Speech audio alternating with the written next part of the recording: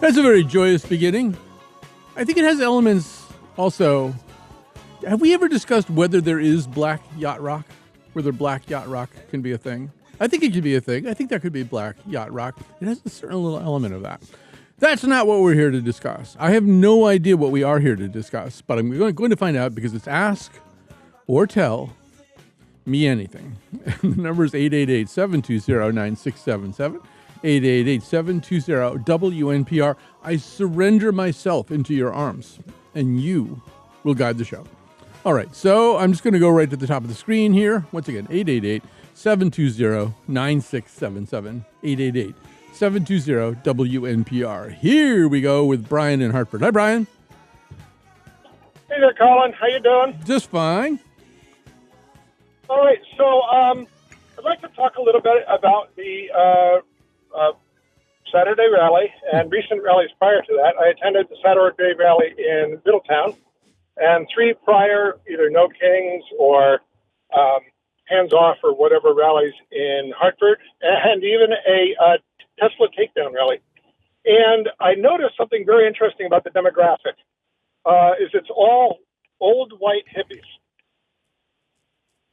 Well, okay, are you with me? I've sort of heard that. And I mean, I think that the one thing that I also heard, these are all kind of heuristics, but one thing that I also heard this time was that was in many cases less and less the case, that more and more young people are showing up. It is gradually, okay, so I was in Middletown on Saturday, which is where Wesleyan is, and I saw a smattering of students, but, you know, they were, in my estimation, woefully underrepresented for a college town, and there were very, very few people of color as well. Now, these are 2 demographics that tend to skew liberal, like myself, and they are 2 demographics which are, you know, greatly impacted by what's going on in Washington. So how do we engage those 2 demographics and get them to show up and get beyond 7 million for the next rally? Yeah, let me just say a couple of things about that, because this is something that I have thought about. One thing I think is that baby boomers have a tradition of protest. Most of us are old enough to remember protests against the Vietnam War in particular, what the 70s were like, and also to associate that kind of protest with efficacy. I don't know whether or not that's a legitimate belief on our parts, but I think a lot of people do believe that those kinds of protests and putting kind of a face on a problem that way was really important. And some of us are also, you know, I mean, we were maybe kids for the March on Washington, or, you know, we have a whole tradition, whether it's connected to Martin Luther King or the anti-Vietnam War protests. We have that tradition. I think that's sort of issue 1. Issue 2 is, and I don't want to say this in a generationally damning way or to oversimplify a generational cohort, but you kids and your phones. No, I'm kidding. But I do think that this. I agree. Well, I let me just put it a little slightly less cliched way and say that I think that Gen Z and millennials understand reality differently, and they understand efficacy differently, and they see the way to get results as taking place more often on the internet through mass actions there or through whatever it is that they're doing there. And so weaning them off that may be a kind of a difficult idea. I wouldn't blame them if they didn't understand the point. You know, I wouldn't blame them. I think, you know, I'd be really interested to hear other people. It'd be interesting, wonderful if a Gen Z or millennial person called up because they were tied up somewhere and forced to listen to NPR. But yeah, I mean, 888-720-9677 if you haven't thought about this, 888-720-WNPR. I will say this, that on social media, where I was a bit this weekend, probably a little bit too much, there were a lot of MAGA people going, well, it's just a bunch of old people.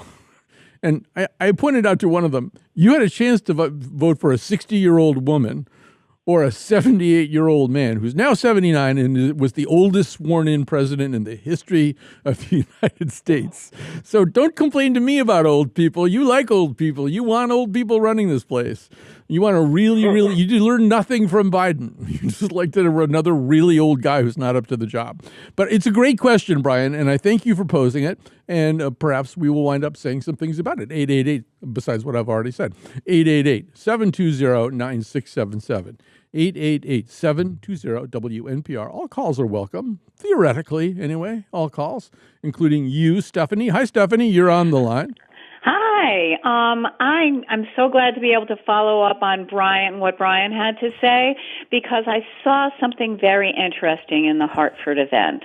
There were two events on Saturday in Hartford. The first one was the Indivisible event at the back of the Capitol, and the second one was the 50-51 event in the front of the Capitol. And what you saw at the back of the Capitol was a lot of people that were there holding signs, many of whom were my age and older, and I'm 66, so let's just put that right out there. But in the front of the Capitol, there were activities for children. There were bubbles, and there was sign making, there was chalk for all ages to write messages and draw pictures. Children were dancing around the place. Their parents were having a wonderful time. It was like a party. It was a completely different feeling than what you got in the back, which was very focused and really, really powerful, but also much more outrage and a very specific small group of subjects were covered in it. Whereas in the front, there were a lot of speakers during the speaking time talking on every issue that you could imagine, from immigration to veterans to election concerns. It was a fascinating and wonderful learning experience with lots of tables where people could gather information. And I would very much love to see more of that kind of atmosphere. It's unfortunate that they weren't coordinated, and I wonder if you have any thoughts about how those groups can better coordinate with each other so that everybody knows what to expect when they come to an event of that size. Yeah, I should say, just sort of cards on the table, that Jim Chapdelaine, who's a very dear friend and also somebody who's on this show a lot in a lot of different capacities, was one of the real leaders of the one that was at the back, the first one that you talked about. And I never did quite pin down, and maybe Jim will tell me at some point, why that whole bifurcation thing happened. And you know, I first of all think maybe you need both. Maybe you need an event like the one in the back where there's a kind of visible presence of people who are genuinely angry about something. And you know, I think there's still a place for that. There's a show of force. And I think that if you had just the one in the front, you might not get those people who were in the back. So, absolutely. But I think the way that you're describing it is really, really good. And yeah, I mean, the other thing that I think, Stephanie, this is not really apropos of or responsive to what you just said, but I also wonder for, like, people who are in college right now, whether they think that there's any hope, whether they think that there's anything that they could do that would make things better. I think they've had to live through a different reality than we did. They came of age during COVID, and now they're in the second Trump administration. They are now facing a president who claims that climate change is a hoax and has defunded alternative forms of energy as much as he possibly can. Yep. You know, these are kids who are looking at kind of their survival as part of a species, and they haven't really been given a lot of reasons to feel optimistic. Absolutely. So, like, I get it. Like, I get why maybe Wesleyan kids aren't there, you know? I think Wesleyan kids are thinking, how are we going to get through this? And the democratic process is maybe not something that they trust quite the same way that we, for most of our lives, have trusted. So, but I think your point's a really good one, that, ultimately you want a lot of different kinds of events that really make a lot of different people feel included too.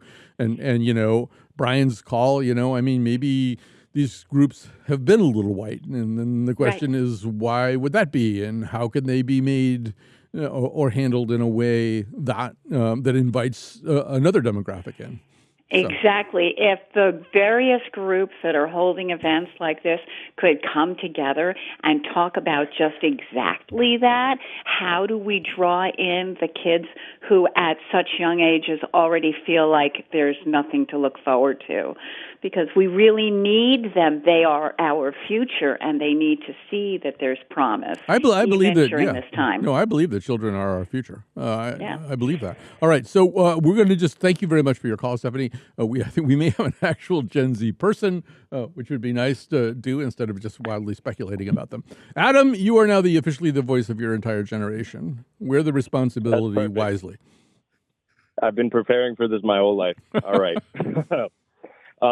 So I recently graduated from college this last year, and I have a lot of thoughts on this that have been developing over the last few years. One point I wanted to touch on, though, is that I do think you're correct about the, you kids and your phones thing to a degree.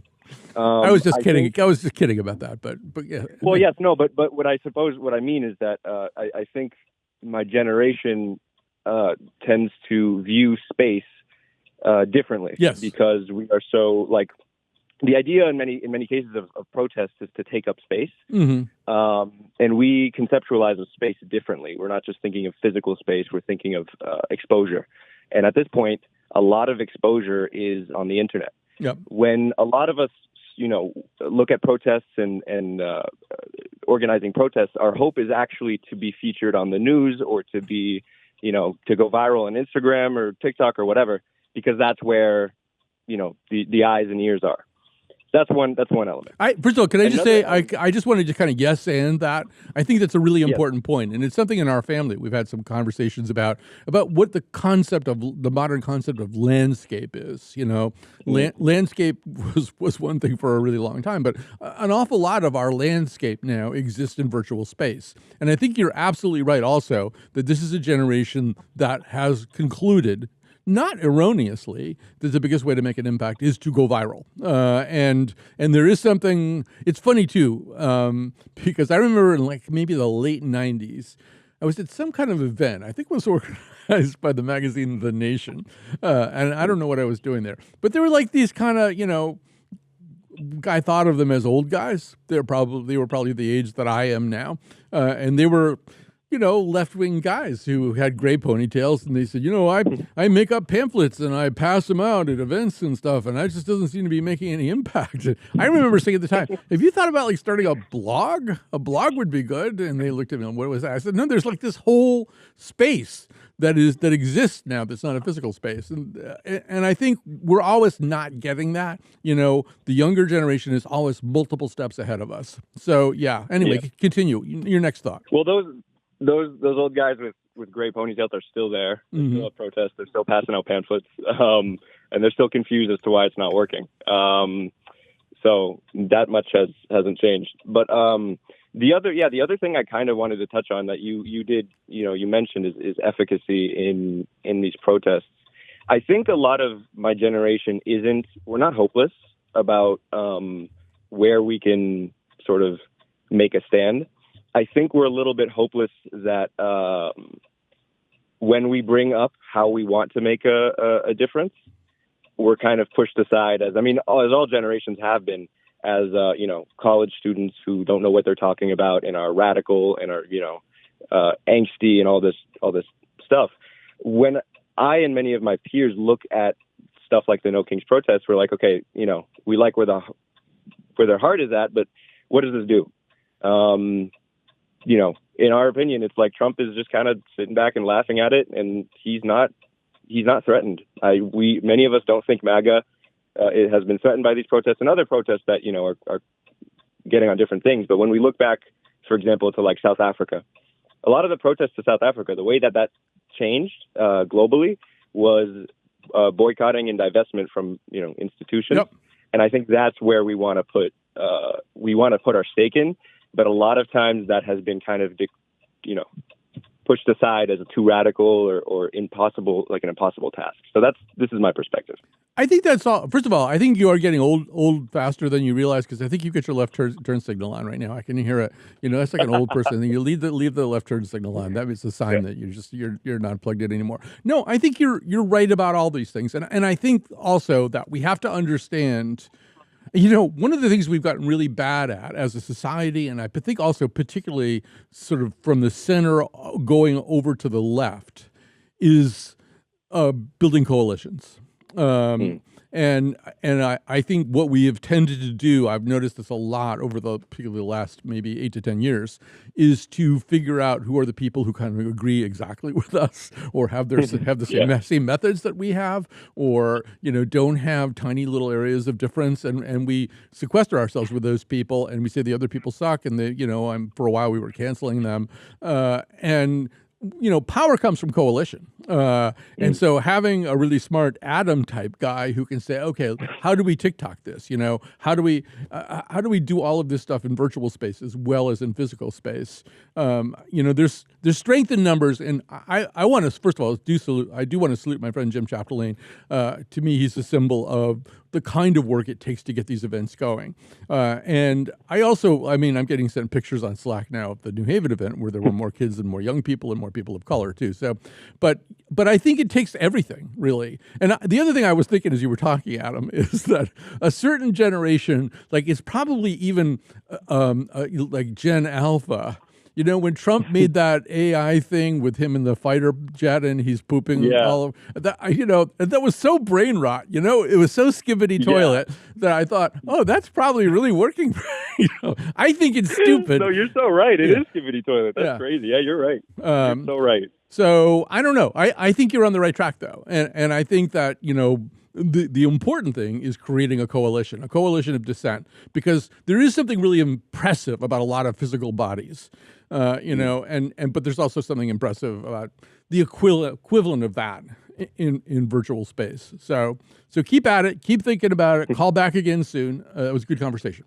I got Judy. I'll just go to Judy and we'll take a break at some point. Hi, Judy. Hi.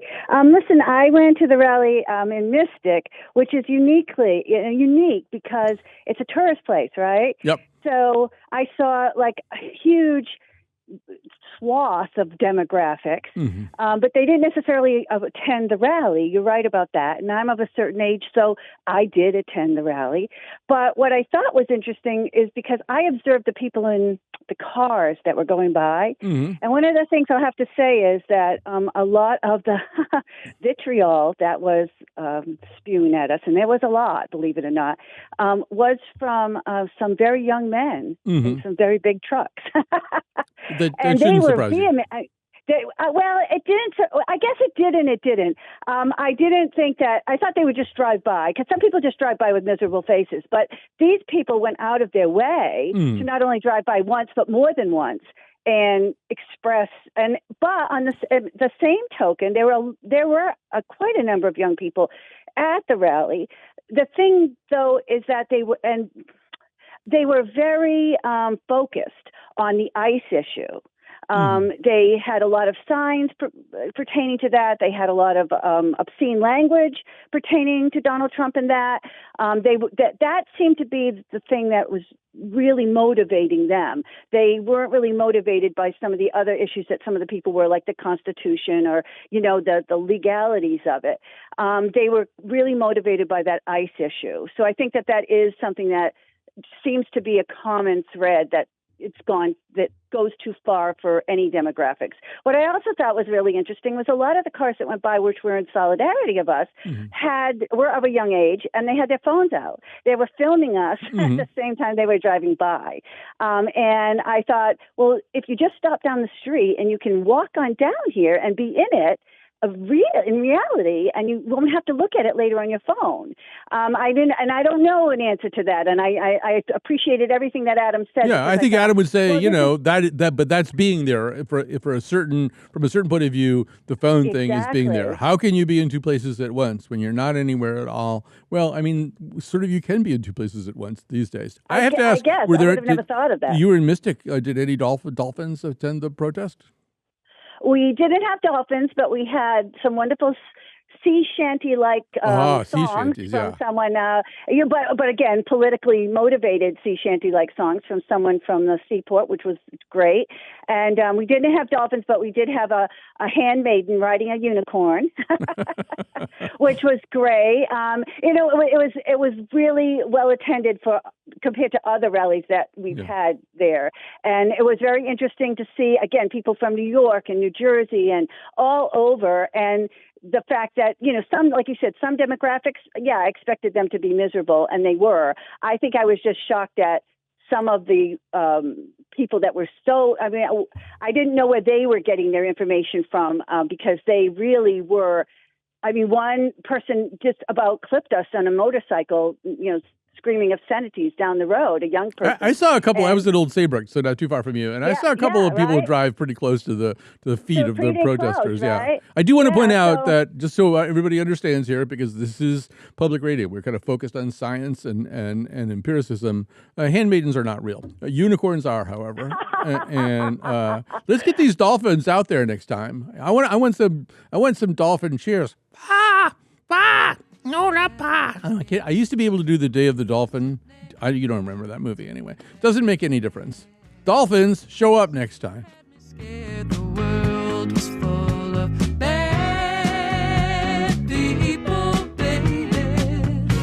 But him and me, it's a good thing, definitely. I've been coming around with these new things.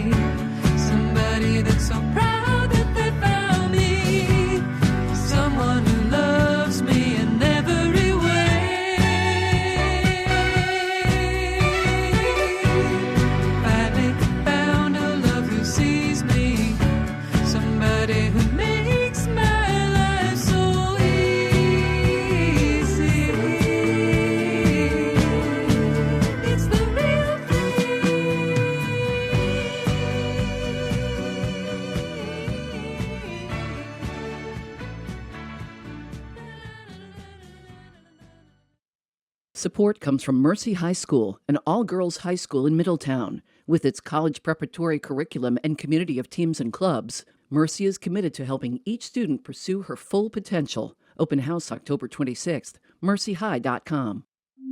Some transgender Americans say they're growing concerned about their safety in the U.S. during President Trump's second term. For me as a trans person who's very well resourced, my family has go bags and we keep them updated. They're in our garage. A reporter tells us what's changed for trans people in the last 10 months. Next time on Today Explained. This afternoon at 3:30. It's 2 a.m. and your phone is ringing. The caller ID says Stockholm, Sweden? You pick up and hear, "Congratulations, you have won a Nobel Prize."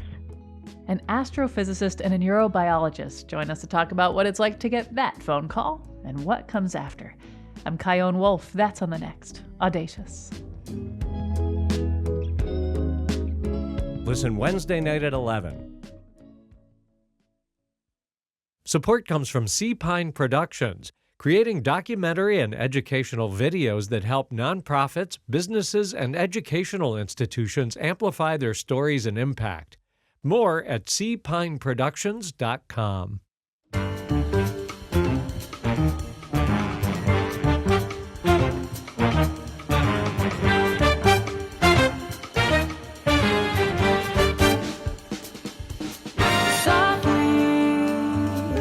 As in a morning sunrise, the light of love comes stealing into a newborn day.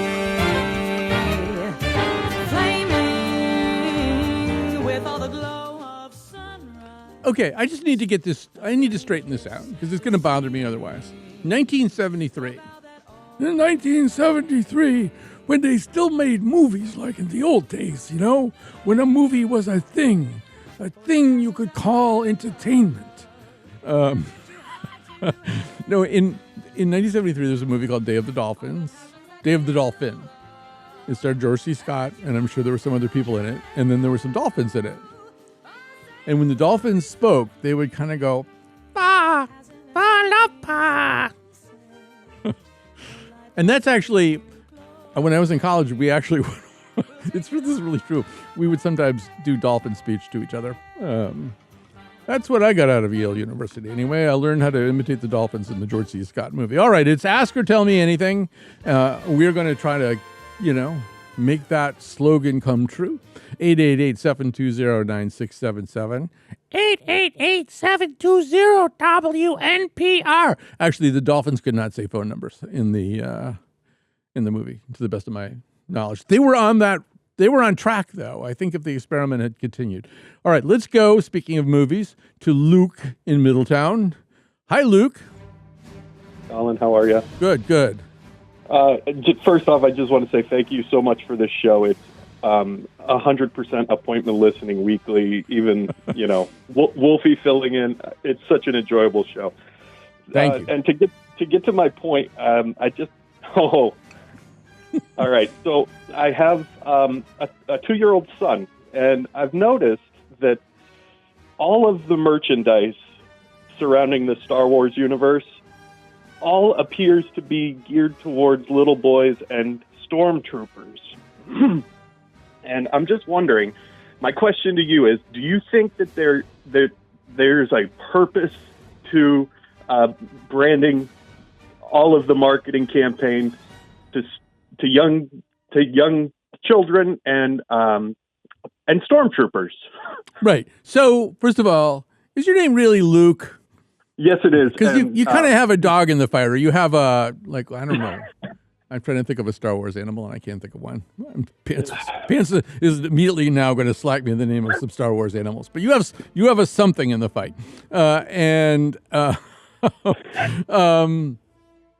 well, let me just back up and say, and I don't know whether you would find this reassuring or a violation of your argument, but little kids, little boys in particular, they tend to like Tyrannosaurus Rexes more than Apatosauruses, right? This is true. Yeah. Okay. Now I'm being helped out. You have a bantha in the fight. Awesome. All right. So they tend to like because, and here's part of the reason I think is little kids feel somewhat powerless. I mean, so many decisions are kind of out of their control. In fact, 99% of decisions are out of their control. So the idea of being a Tyrannosaurus Rex and storming around the house, flapping your jaws open, there's a little feeling of power. And, for the most part, even though, things don't, spoiler, it doesn't really work out that well for Darth Vader. For a long time, he's pretty badass. Do you remember the commercial? There was a car commercial, and it was a little kid in a Darth Vader suit, and he was waving at the car, and the father was in the house making the lights go. I was always worried the father really start the car up by mistake. Because you want to be able to do stuff, and if that's a valid point. Yeah, for sure. I mean, I know what you're saying too in terms of modeling behavior. Yes. We would prefer. This is my concern. Yeah. We would prefer. So, I mean, I think the responsible thing for you to do as a parent is to make a workable model of the Millennium Falcon in your backyard. Get those kids on that. Get them to see the light.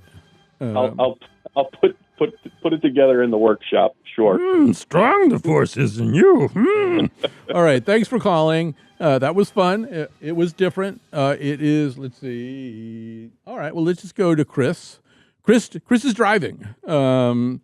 Chris is driving responsibly and is speaking to us in a hands-free manner. Hi, Chris. Hi, Colin. I just wanted to piggyback on your yes and with your young recent college graduate, Adam's response about what's the purpose of having people come out in large droves to protest things like No King's Day. And I think it invigorates this generation of maybe slightly older folks to circle the wagons and get their constituents out there to vote again and recommit to it is worth it and it is important to vote and it's not a lost cause because thousands and millions of other people also agree with you. Yeah. I mean, once again, I think coalitions are important. And so let's figure out, how we can work in synchronization and harmony. But yeah, thanks for your call. Happy motoring. And we'll go on to Barbara in Simsbury. And by the way, let me put the number out here right now, 888-720-9677. It would be nice to hear from somebody from the Empire who feels as though it's fine if kids use Darth Vader as a role model. 888-720-WNPR. Dissenting viewpoints are always welcome. Hi, Barbara. Hi, how are you? Just fine. How are you? Pretty good for an old woman. Oh, you're not old. You know what? There may be snow on the roof, but there's a fire in the furnace, Barbara. Oh my God, I don't know.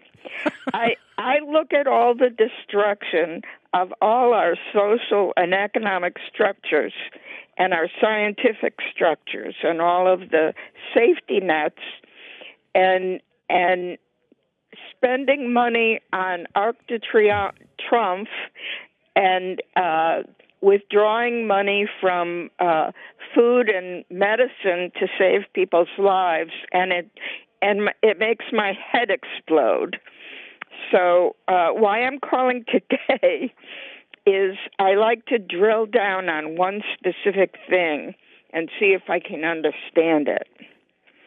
And it seems to me that when you target jobs, whether it be immigrant workers, whether they're so-called legal or not, people making money and paying into our system, or whether it's federal workers or what have you.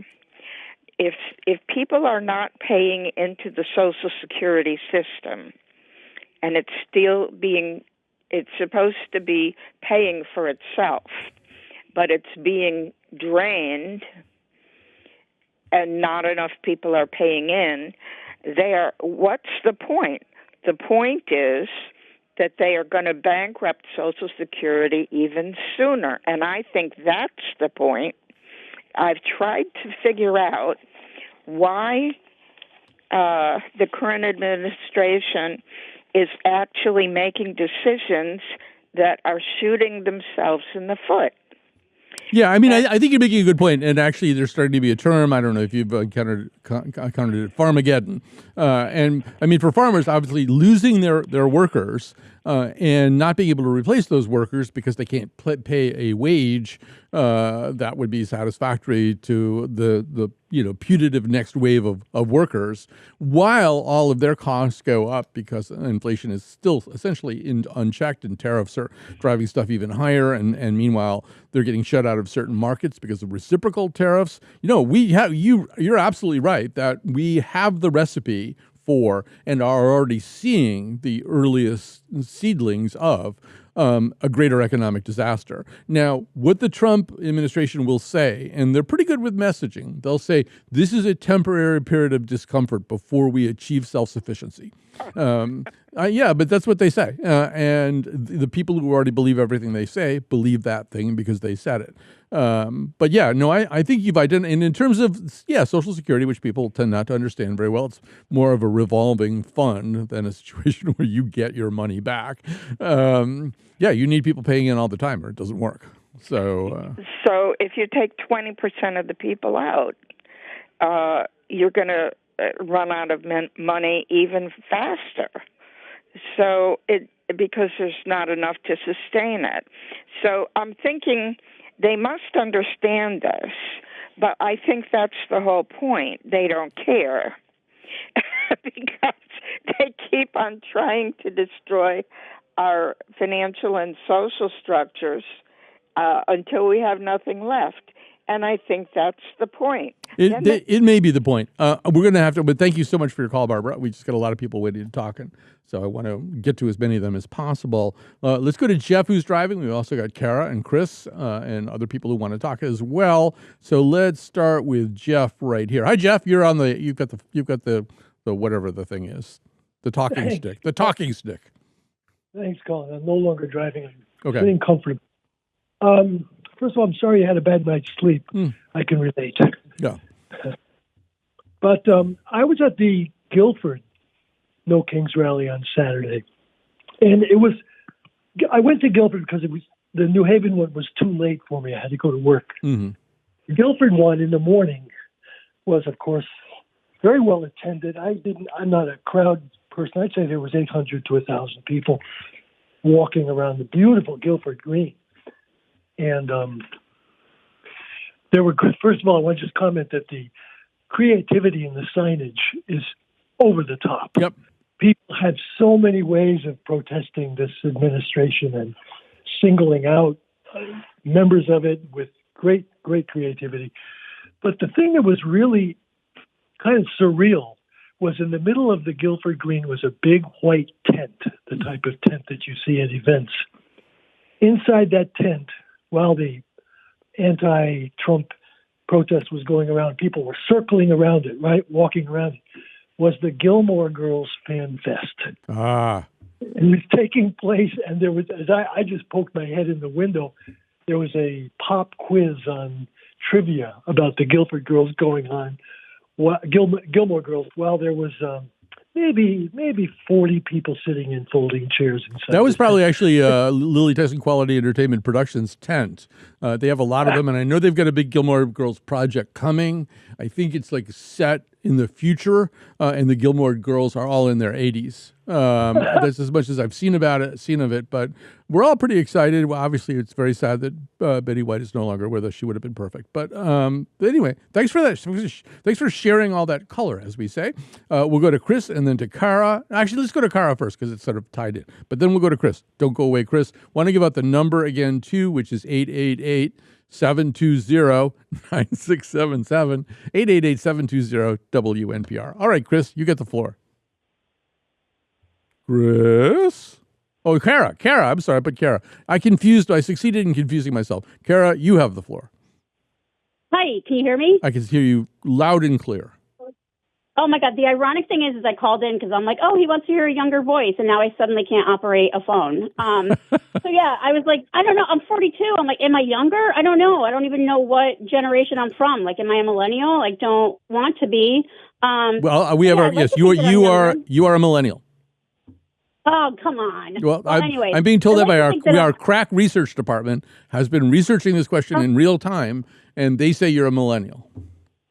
Okay, well, I'm going to tell myself that I'm younger, too. That's the story I'm going to go with. But I did want to kind of just chime in terms of, the story that I'm younger. But so, yeah, with the No Kings thing, I don't know, in general, I think with younger people, we want to fight back, right? Like, we want to feel like we're doing something.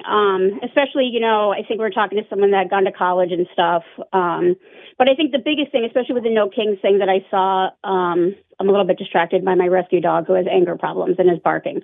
But what we saw this weekend is, giving us things to do. I think that's what we've been looking for a really long time. So that was really refreshing. I'm actually looking at something that they gave me. It's called an action guide. So that was really exciting. Oftentimes I'm talking to people in the crowd, younger people it tends to be. I feel so ageist right now, but usually people, that's what they're looking for. What is it that we can do? Because we've been feeling so helpless, like you were talking earlier about all the things that we've been going through and, what is it that we should do? And I think that's kind of a recurring theme that I've been seeing is talk amongst people. We're looking for resources. You know what I mean? We are looking for an action plan. So I think it's kind of funny that this is this publication that we are looking at.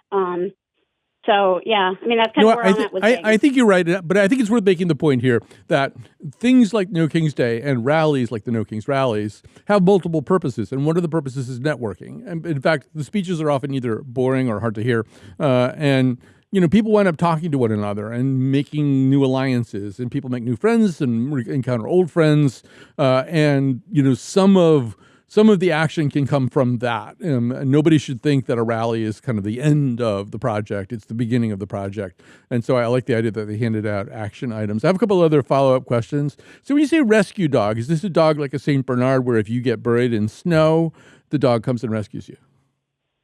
Oh, no. He was rescued from the South. He has anger and aggression problems because he was like roaming the streets. What's his name? No, his name is Danny. Danny? We wanted to name him Manning. Yeah. Yeah, his name is Danny. But yeah, rescue dog in terms of like we rescued him off the streets. Yeah. But, and he's my not dog, big and bad, but my dog Declan is also from the South. My dog Declan was from Chattanooga, Tennessee. And he is a rescue dog in the sense that the people in Chattanooga called up and said, "Can you please come and get this dog? Because we need to be rescued from him." And his name Danny. so Danny's name wasn't Danny prior to his arrival in your life. Yes? No? Well, that's what the rescue group gave him. Oh. So that's what he came with. And what did you want to call Danny? I'm not even going to repeat it because I feel like it's inappropriate, but no. We couldn't even come up with something. Like the cage was shaking when we picked him up. Like someone was carrying the crate and it was shaking because he was like biting and lunging. So yeah. Are you sure it's a dog and not like a wombat or something? I will say this, that Declan, when he lived in Chattanooga, Tennessee, his name was Maverick. I called him Maverick. And every once in a while we say, "Hey, Maverick, you want to go back to Chattanooga? Just keep acting like that. And we're going to send you back there to Tennessee." And then we say some other things that I can't repeat on the radio. But thanks for calling, Kara. We have to take a little break right now, and then we shall return. Into your heart, oh, there's no reason why my being shy should keep us apart.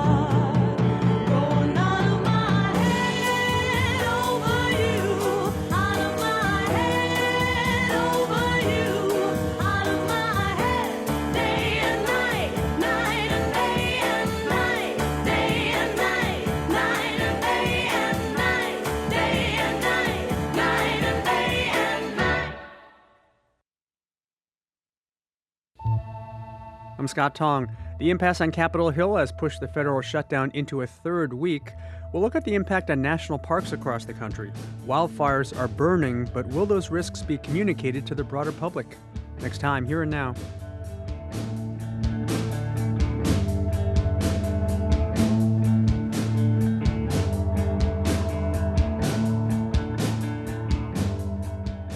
Join us this afternoon at 2.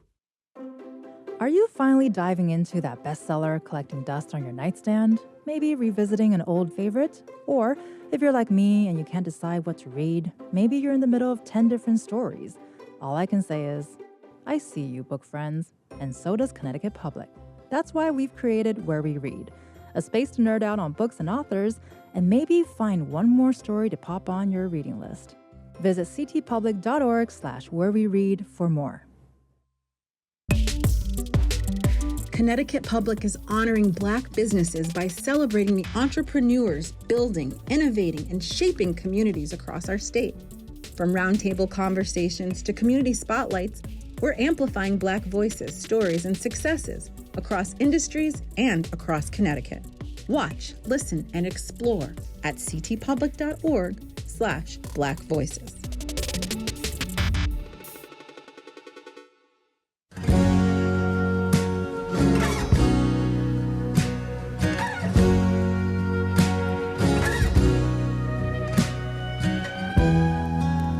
When reason is gone and only faith remains,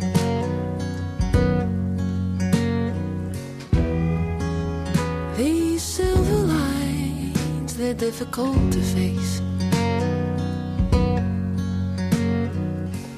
Why wait for the moment to tell you where to go?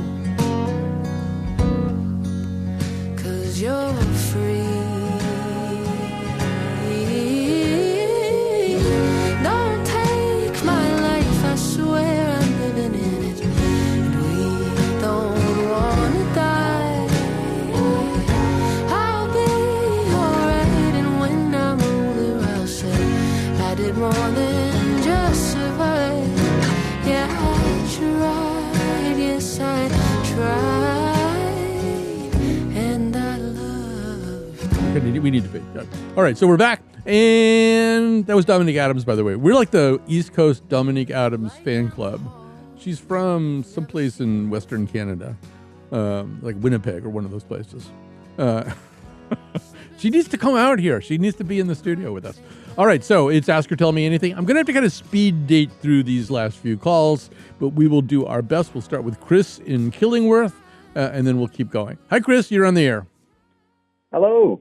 I loved that you brought up the possibity of other yacht rocks at the top of the show. Yeah. Like alternative yacht rocks. Like, I think K-pop yacht rock is going to be next. That could be. So we were eating oysters on our deck as much as possible, and we started calling our deck the yacht because it's like 12 feet off the ground. So with a little imagination, you can like take off some clothes and shuck some oysters and sail away. And so we had like Africa and Doobie Brothers, like What a Fool Believes, the kind of standard stuff. But then we were like, there's so many other yachts out there. You know, like, what are they going to sound like? Right. And we had like a embezzling evangelical leader yacht rock with like 80s Dolly Parton. You know, you got the burlap and satin, white limousine kind of stuff. How about like Danish cocaine runner yacht rock? You know, yeah, I mean, there's the Scandinavian guy with the powerboat, and he's taking the cocaine from St. Thomas to Key West or something. I don't know. I'm yes-anding you, but yes, there has to be. We did a whole show about. I don't know if you know this. We did a whole episode about yacht rock a couple of years ago. I have heard it. It was great. Yeah. So yes, we got a Doge Bro, Big Balls, Social Security theft yacht rock, like Migos, Soulja Boy, like really empty sounding, you know, SoundCloud rap kind of stuff. And on a lighter note, the kind of European starlet yacht rock, like you're on Brigitte Bardot's boat. Yeah. Little Mediterranean yacht rock. You got late Francois Hardy and like Serge Gainsbourg. You know, considering how hammered you were when you were, considering how hammered you were when you were doing this, you really came up with some pretty good stuff there. It's pretty funny. But, never mind. I'll talk about this some other time. Let's go to Phyllis. Phyllis in Middletown. Hi, Phyllis. Hi there. Thanks for taking my call. Oh, I'm thrilled. I'm calling because here in Middletown we had a great demonstration the other day. There weren't college students, and we noticed that. I wonder why any college student in America would take the risk of being out at a demonstration which has a negative message for Donald Trump, knowing that Donald Trump goes after all college students he can possibly and get them thrown out of college, and if they're not Americans, they're getting thrown out of the country. I'm not sure that I would risk my career and my life trajectory to be in a demonstration these days. No, I know what you're saying, and it would be something. It would be interesting to talk to Adam, who is now our expert on these matters. But with facial recognition software and stuff like that, you have to be worried. If you think about the Hong Kong protests, where people did wear masks exactly for that reason. But I also do want to say, ultimately. Resistance is the only option, really, and not what's happening right now, which I'm excited about. You know, Trump tried to, get all these colleges to sign this kind of "I will be your lackey" agreement in return for federal funding, and I think there were either 8 or 9 original colleges on the list. At least 6 of them have told him to go suck eggs. And I'm excited about that because capitulation is not a good idea. So I agree with you. I totally get why they would be worried, particularly if they're here on any kind of visa or any kind of, I wouldn't go to that protest if I were them, and if I were, if my niece was dating somebody on one of those visas, I would beg him not to go. So you're absolutely right about that. But overall, got to fight back. Not fighting back it's just not going to work. And I really do salute those colleges who spoke up and said, "We're going to sign this thing. Get out of here." All right, Justine from Hamden. You may recall that a little while ago I said that there was the Gilmore Girls event on the Guilford Green, and that Lily Tyson Quality Entertainment Productions is currently working on a Gilmore Girls episode that is set in the future. A series set in the future where the Gilmore Girls are all in their 80s. Justine, you have the floor. Oh, hi. Can you hear me? Loud and clear. Oh, my goodness. Well, I was listening, having a great time, and it sounded as though you made a very funny error, actually, where you were talking about a reboot and mentioning Betty White, who was actually from a different show about gals. That would have been Golden Girls. I'm aware of that, but I feel like Betty White had a lot of fluidity. She could do more than one thing. She could be Golden and Old Gilmore at the same time. She was road tested for this kind of thing. Did you know, by the way, that there's a Betty White postage stamp out now? I'm not kidding. I didn't, but I believe it. Yeah, I'm not kidding. This is not one of those "and if you lick it" jokes. No, it is. They're actually, first of all, lickable postage stamps no longer exist. You might not have known that either, but they've been phased out.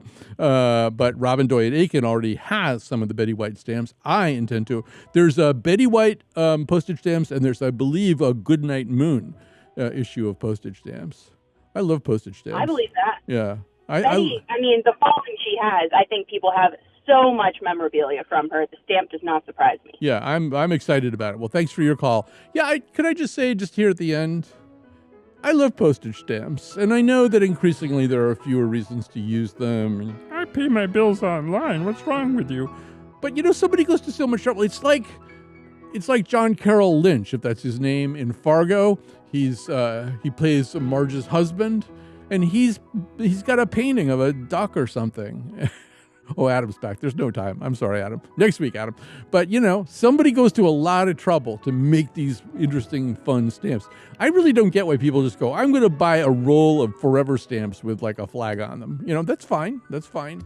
But like stamps could be so many other different things. I have Hank Aaron stamps right now. Anyway, I have to shut up so we hear a little Chopin, a little song, a little dance, a little Chopin in your pants. Thanks.